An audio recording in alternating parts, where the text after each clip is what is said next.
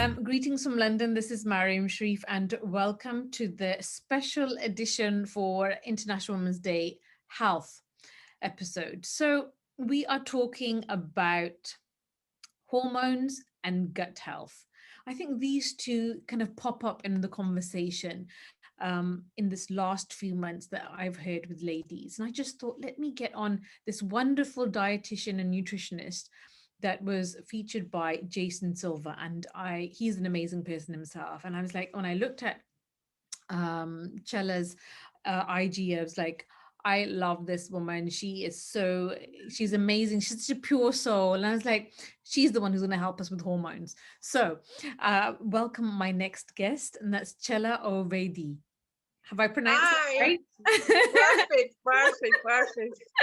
How are you doing? I love that sun on your face. You're glowing. Oh my You look God. lovely. So you know what? It's really funny. You know, I'm really one of those people that has health in installments. Last year was an awful year, got COVID, but moved on. I feel better. But I feel that, I get all, like last week, it was really strange, Csilla. I had I was fasting, and I'm doing intermittent fasting. And in the evening, I would eat my meal and I'd feel so tired. Like I literally had to nod off like an old woman. I was like, oh my God, what's wrong with me? And I was like, oh my God. And I felt like a bit bloaty or a bit like weird. My January was fantastic with veganary. But I really am interested in gut health and hormones. So they say that the gut is the second brain. Yes, it is. Yes, it is.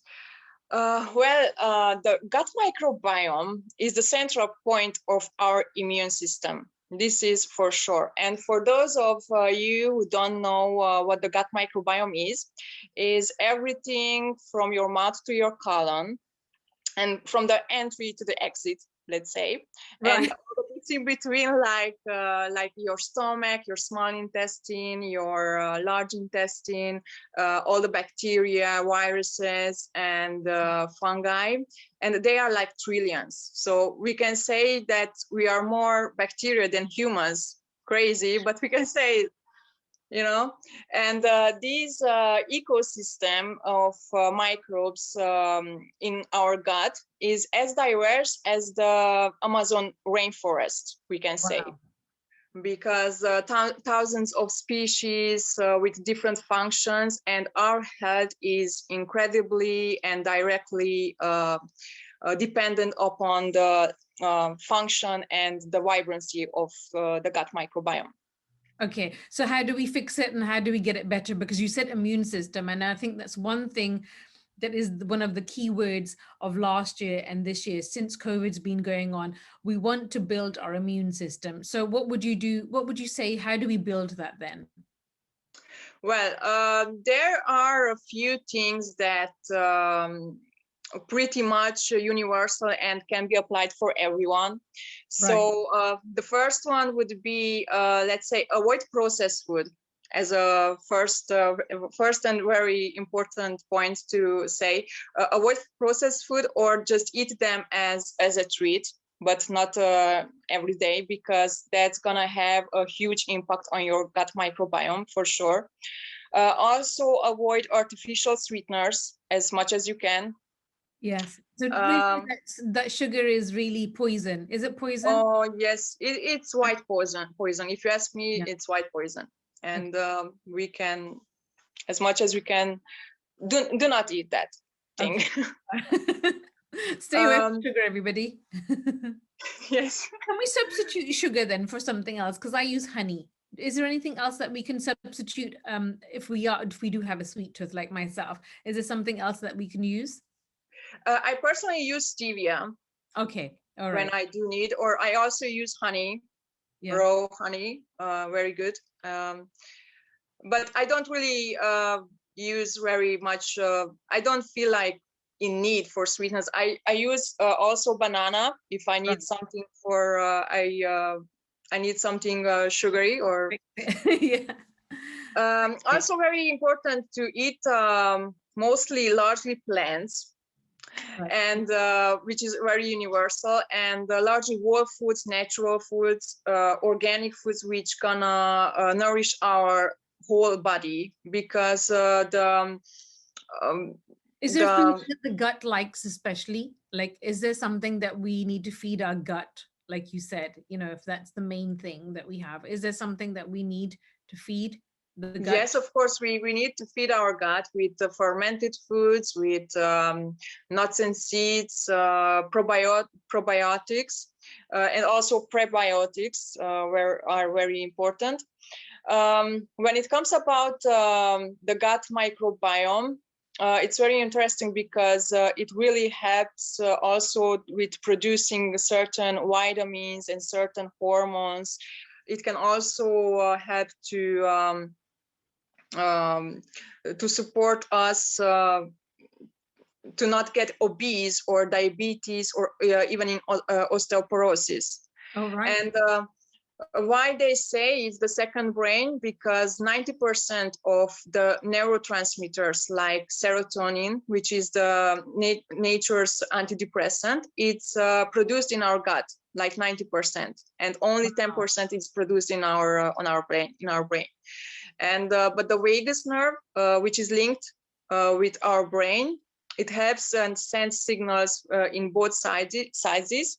So it's very, very important to have our gut microbiome in a balanced way. And those people who are suffering from depression, or if you have brain fog, for instance, the first thing we should look up should be the gut microbiome. Let's see if there is any kind of dysbiosis, or everything is fine. But at the persons with a depression, there will be for sure dysbiosis. You said depression, and I also think anxiety. I was going through such an awful time this last few years, and you know what, Chilla, what happened? My body is very expressive. It talks to me, right? My body was screaming. It wasn't even talking to me. It was literally screaming to me. My gut, it clenched like this. When I was stressed or I was anxious, it literally, this is how it would go. Like that. It would go like this. Like from the inside, if you imagine someone just like that, it was awful. And I was like, and it wasn't even little, it was like someone was giving me an electric shock. My Mhm. gut was telling me, you better wake up, Yes, because it exactly. was such a strong signal. So I am 100% like gut lover. Like I love my gut. I think I want just gorgeous guts. Do you know what I mean? Like I just think that it's so true. I really have converted to now paying more attention to the gut. It's absolutely 100%. What else would you suggest for people to, make gorgeous guts? What would we need to do? Yes, make sure you are having enough good quality fats from avocado, from extra virgin olive oil, nuts and seeds, very, very important. From flaxseed, pumpkin seeds, these are also very beneficial for our gut microbiome. And eat plenty of different types of fibers also, from veggies and fruits. Yes. How does stress and anxiety affect the gut? Stress and anxiety affects our mostly our blood sugar, and that our blood sugar becoming disturbed, our gut microbiome is gonna suffer. So everything is working together somehow. We have to have a holistic perspective around things, and this is the beauty of our body. Everything is whole, and everything needs to be seen in from this perspective. So if we've not got a good gut and we've not paid attention to it, can we improve it, and can our gut health improve? Or is it not, is it like, I want to say, like, is it reversible, or can we improve this gut health over Of time? course we can. Of course Yeah. we can. It's Okay. everything about our mindset, about our way of our daily routines. What are you eating every day? Your eating habits also. What you think, also your thoughts have such a powerful impact over your body, your health, and all these together really can make a difference. One of my favorite persons, and I admire his work, Dr. Bruce Lipton. Oh yes, love. He speaks about epigenetics and how our environment impacts our health and our life, and we are not our genes, because maybe you are coming from a family where certain diseases, and Yeah, for so if you sure. have a family that is, family that comes from diabetes or heart disease, that doesn't mean that you will have it as well. Exactly. This is the main idea, that not you are not your genes. You are what you eat, what you think, whatever you want. That's what you are. And of course, your lifestyle can help. Also your genes. If you have some bad genes and your lifestyle is not pretty good, then you might have that problem. That disease, it might appear. But if you are paying attention to your thoughts, to your lifestyle, then it's gonna be 100% okay. I mean, healthy. This, as a woman, we have different phases of our life. We have from puberty to, women who are, giving birth to children, to the menopause. And, there's a lot of how our body changes a lot. It really does affect our mood. How important is it for us to kind of balance our hormones? And because I believe that, everything is to do with, hormones. And I've been, reading about it for the last, I don't know, probably a couple of months. It always comes into the conversation. People that I know that are like, "Oh, it's my hormones, it's my hormones." They're telling their children, "No, it's my hormones. Don't worry." If they have a fight or they have an argument or something happens, like, it's okay, it's my hormones. So how does one balance hormones, and how important are should we educate ourselves about hormones and health, and especially women's health? Yes, especially in women's health, hormones are playing a key role. And with a healthy lifestyle, and mostly in diet, I would implement the seeds. Seeds are so powerful, and I would like to speak about a little bit about seed cycling. I don't know if you have heard about this tool. No. Do you For want to share that? hormonal balance, but it's such an easy way to start somewhere and get your hormones in balance. What all it takes, you have to use 4 different types of seeds, and those seeds you have to implement in your diet to provide specific nutrients at specific times during the whole month for your cycle. Yeah. These seeds are sunflower seeds, pumpkin seeds, sesame seeds, and flax seeds. Okay. These All right. 4 seeds. I know about flax seeds. I take flax seeds quite a lot, but not the rest. So yeah, pumpkin now and again. Yeah. Okay. So these four seeds is something that would really help our hormones. Yes. But Okay. there are certain times when you have to take them. So Right. Okay. So when should I'm we gonna take what? try to. So I'm making notes. When are we taking? So the first one you said was sunflower. Well, no, the first one is flaxseed with pumpkin seed. Okay. First one is So flaxseed. yeah, for the so So our should cycle. we talk about so if you describe the four seeds during the day, should we take them every day, or should we take them should we take all four every single day? No, no, no, no, Okay. no, no, no. Okay. First and foremost, we have to find out more about our cycle, at what period of our cycle we are at right now. And Right. the period starts with the first day of our menstrual day. That's gonna be the first day. And from day 1 to day 15, we are gonna eat flax seeds and pumpkin seeds. First day of your menstrual day until the ovulatory day, 15 Right. days.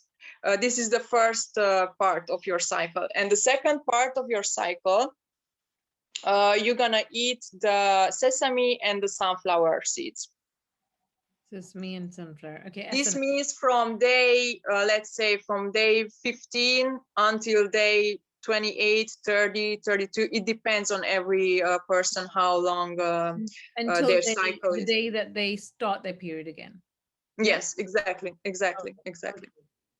Okay. So, And but we have four distinct phases of our cycle. There are the menstrual phase, there is the follicular phase, ovulatory phase, the mid uh, time of the month, and there is the luteal phase.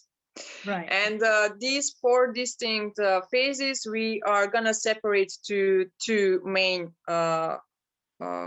categories. And first category will be one from day 1 to day 15, Right. while we gonna eat flaxseed and pumpkin seed. And from day 15 until day 28, 30 and something, we're gonna eat the sesame and the sunflower. Okay. So why do we eat it then? Why is that combination of flaxseed and pumpkin important? What does that do? Yeah, well, in the follicular phase, estrogen levels are increasing. And that means that as so many people are struggling with too high estrogen levels, flaxseed has a phytonutrient, which name is uh, lignans. And those lignans gonna bind to our estrogen in our body, and it's gonna help to flush out from our body the estrogen, too much estrogen. Right. Also, flaxseed is very pretty good for our gut health, and also very good for let's say for people with breast cancer. Oh, While the pumpkin seeds is a very good source of zinc, one of the best sources of zinc. So in this phase of our month, flaxseed and pumpkin seeds gonna be make some difference in our life for sure.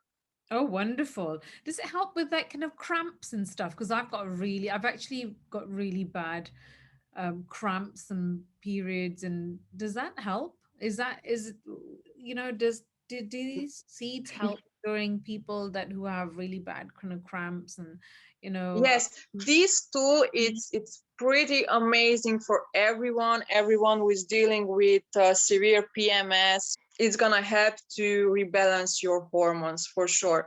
All you have to do it for like 3-4 months to see the difference. Maybe it depends on the person, but somewhere around you have to take these seeds. Okay. Um, And then you said for the next 15 days of the cycle, then take sesame and sunflower. What does this do for our cycle then at this time?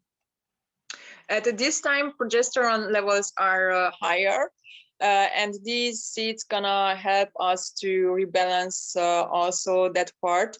And it's gonna help sesame. It's a great source of calcium, Oh, as we right. know. Okay. And Yeah. in this phase, we have very. It's also a very important mineral to take it Right. beside the other seed. Okay. So how do we now take this? Like, do we just, we get them because we get them from the health stores and stuff. Like, how do we physically take them? Are we meant to put them in our cereals, or are we meant to kind of, are we meant to eat them? How do we take this now inside our body? Yes. Um, You can eat it only in raw. Okay, raw. Yes. Yeah. Raw. Just don't cook them. Don't cook them because that's not good for them. Okay. Does it mean that that seed that is heated or cooked loses its value? Yes, you will get another kind of chemistry, let's say. Ah, okay, okay. So yes, the best way to eat those seeds is in raw form Okay, without okay. cooking. You can sprinkle it on your salad. You can put it in your smoothie. Really, the sky is the limit with the recipes. What you can try. Right. Um, this is the main idea, and the normal daily amount. What you will eat, what you should eat on a day, it's between 1 and 2 tablespoons per day. Wow, that's a lot. Yes, it's Okay. Okay, so 1 or 2 tablespoons a day. yes. Okay. So, you mentioned also fertility. Uh, how is there anything to help with our hormones during our cycle that would help fertility for those women that are wanting to conceive? Is there something that you could share some advice? Yes, for also for fertility, and not only, but for all the hormone balance, Yeah. it's very great to have some selenium in our diet, but not in a supplement form. I would recommend to eat every day 1 to 2 nuts, Brazilian nuts, which is one of the greatest sources of selenium, as we Oh, know. I love So Brazilian nuts. Oh my God, my favorite. really, Yeah, you dark have to be. dark chocolate and Brazilian nuts. Oh yeah, dark chocolate. Yeah, I know. But we Okay. be very aware that you cannot eat. I mean, it's not recommended to eat more than 5, 6. Not no. I would say only to resume to 1, 2 per day Yeah. because it's very high in selenium and it can cause digestive problems if I don't you like are digestive, eating but I too much. got lots of spots after it because it just came out in spots, and I was like, "Oh my God!" Like when I have too many, like I literally do. Really? Yeah, I don't know what that is, but yeah, but I get them. But no, so that okay, so that's something that would really help women for fertility. And is there anything else that you could suggest? And not only this, this is just a little part of the diet, but I won't do personalized recommendation right here, but Yeah, also there are other supplements and let's say minerals and vitamins what can help very much for our hormonal balance. One of them is myoinositol. I don't know if you have heard about it. no. It can help with controlling your blood sugar levels, but it's more complicated. I'm not gonna get into it. No, no, that's fine. And anybody that wants to, they can always speak to you. So that's something that you were saying that is also that is needed in the body for that. Yes, and besides the diet, I think diet is the first and the most important pillar of a healthy lifestyle, or for a balanced hormones, balanced everything. But we should not forget about the importance of exercise.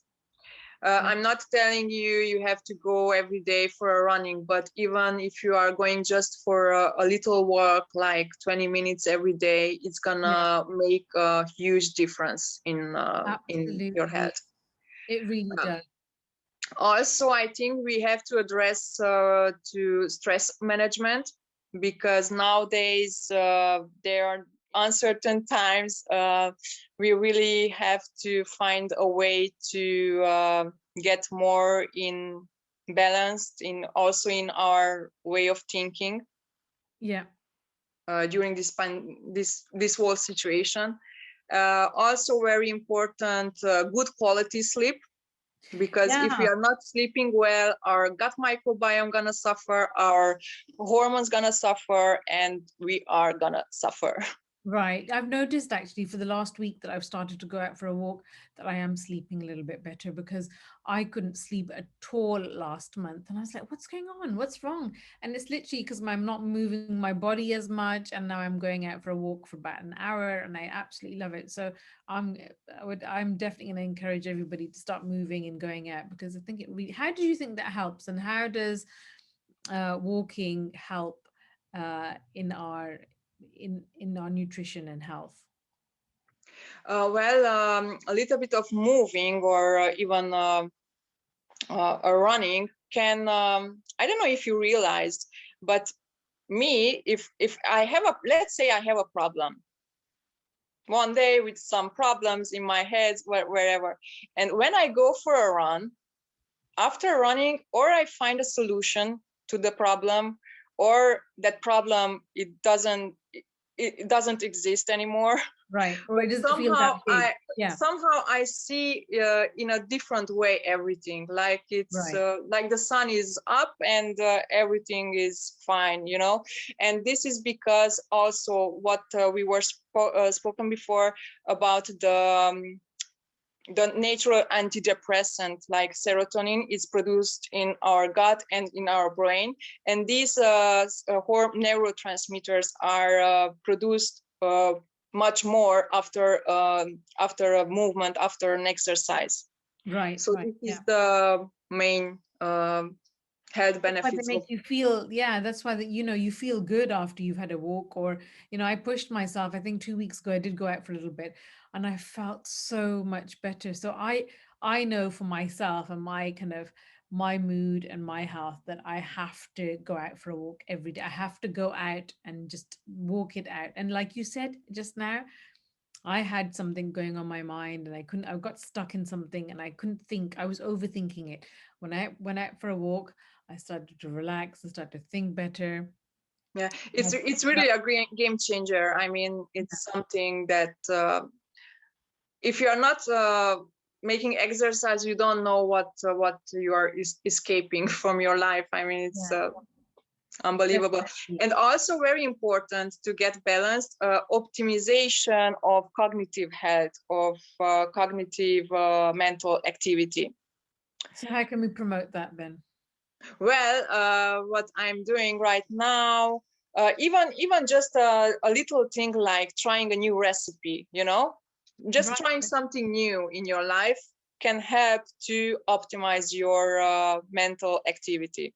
Yeah, yeah. I Um, just feel that also, we've been stuck in front of the computer. Like this is, I feel like I'm gonna fall in love with my computer and Zoom, the amount that I speak on here because I literally don't see other people, we don't meet, we don't socialize, and we're not stimulating the brain, are we? So we have to find ways to stimulate our brain, to activate it, to get it excited, to start, because otherwise if we lose all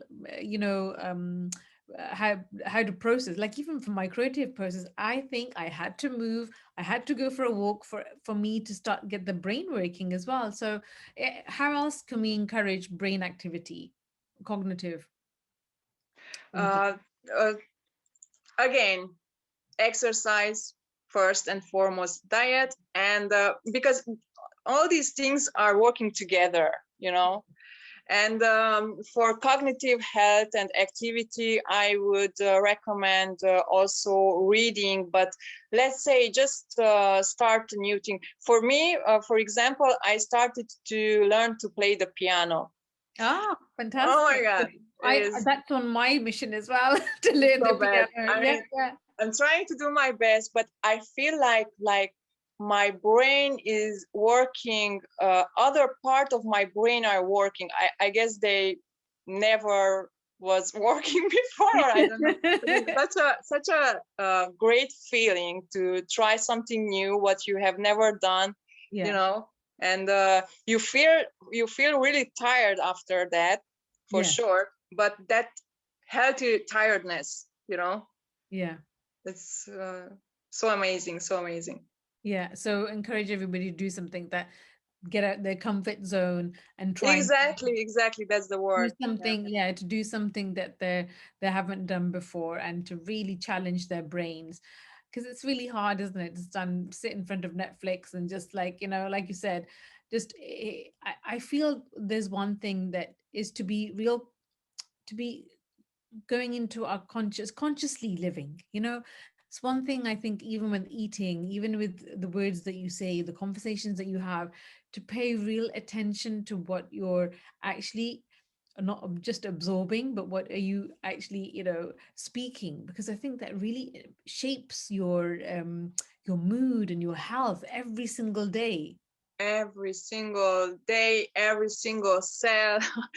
Yeah, every uh, single cell, exactly, your cells are affected. yes, Yeah. your cells are feeling everything, everything. And food is energy, and food is information. And what food you eat, uh, you become that Yeah. food.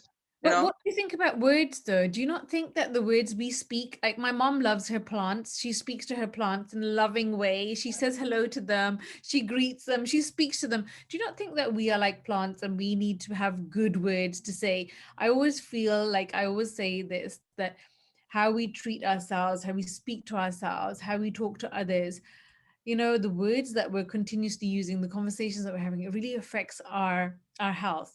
Now you've said it affects our cells. How does it affect our cells when we speak good to ourselves? When they say avoid this negative thought, how can good thoughts and good words affect our health and cells? Very good example with the plants, because I'm doing the same. I do speak to my plants, and they Yeah. are like, wow, they are so vibrant, and they are like in a paradise here.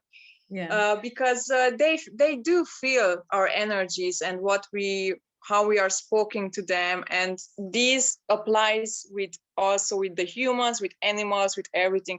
I think we should reframe our way of thinking and become more conscious about everything, and about everything what we are doing, eating and reading, and what we are consuming from television, from everywhere. How do you think that social media and technology is affecting our health? Yes, has a huge impact.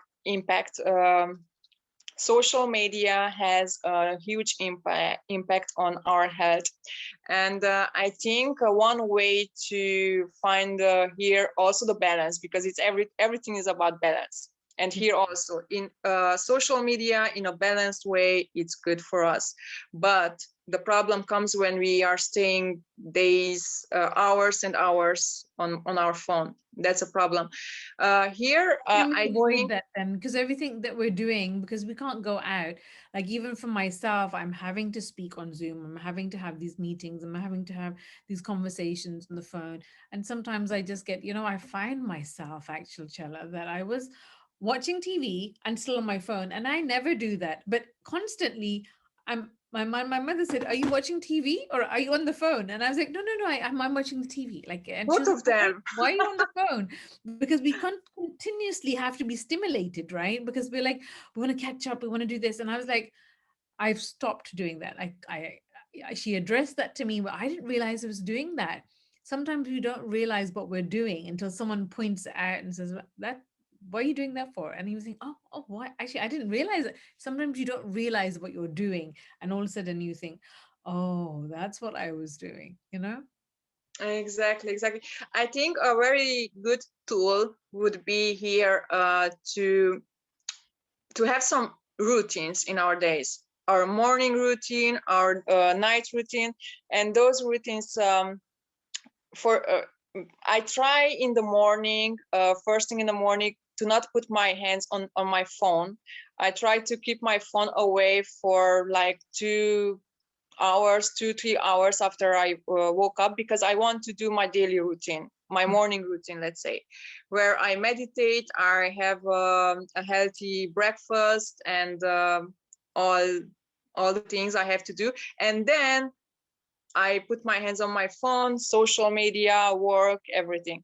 And at night, again, before bedtime, I try not to. I try my best for, but sometimes I cannot do it. But I try, and it's a huge process for me also. But I try to not being on social media or on my phone with 2 hours before bedtime, because it really disturbs our quality, our sleep quality. Say it's International Women's Day month. I like to celebrate women the whole month, and we should celebrate ourselves actually the whole year, each and every day. Any advice for women and how we should kind of encourage, looking after our own health? What are the top 3 things that you would say we have to do this year? We have to do this year. Okay, first and foremost, I think it's very important for us to try to go for your goals step by step, without wanting to do everything at the same time, because that's impossible, that's not healthy, and it's very overwhelming. It can really become a stressor in our life if we want to do everything at the same time. You don't have to. You have more days to do it. It's gonna be fine. This is, I think it's very important. And also to accept the present moment, be in the present moment, and start somehow try to be happy here and now, and not all the time trying to I will be happy when I will get that job, or I will be happy if I don't know what happens. No, you should be happy here and now, and in the present moment. I think this is the key word. Right. Okay. Because people think, oh, when I finish lockdown or when I come out of this, I'm going to be happy, or I'm going to do this. But why not be happy now? How can we create happiness as a state of mind now? Yeah, I also think it's good to have plans. It's very healthy to have some plans in the future, but you also have to be flexible. If that plan doesn't happen, it's not the end of the world. Plan B, find a plan B, Yeah. Also very important to ask the question, what's my purpose, because from my experience, I know before I was working different, I was working in another field. I felt that this is not my purpose. But I do think that in life we have, at a certain time, we have to do things that are not right for us, because in those moments we're gonna ask ourselves, okay, this is not good for me for sure, but what I would like to do for a living, because in those moments you are gonna ask yourself, those challenging moments. And then if you know your purpose, start where you are and start with what you have. You don't have to have figured out everything, and you don't need all the tools. Everything's gonna line up.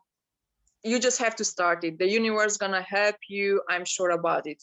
Just start it. Another very important aspect would be to not compare yourself with others. Never compare yourself with others. You can only compare yourself with yourself, how you were yesterday and how you're gonna be tomorrow. And this is the only thing you can do.